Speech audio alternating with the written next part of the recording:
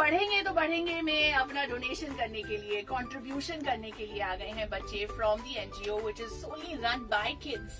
It's called kids with capes. Hi guys. Hi. अब ये धूल खाती किताबें हल्ला मचाने लगी है, फीवर से इनको मिला दो, नया घर हम देंगे उनको, क्योंकि इंडिया के बच्चे पढ़ेंगे तो Their mummy daddies cannot buy it for them.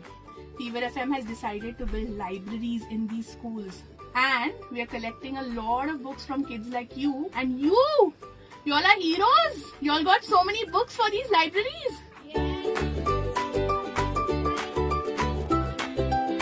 पढ़ेगी तो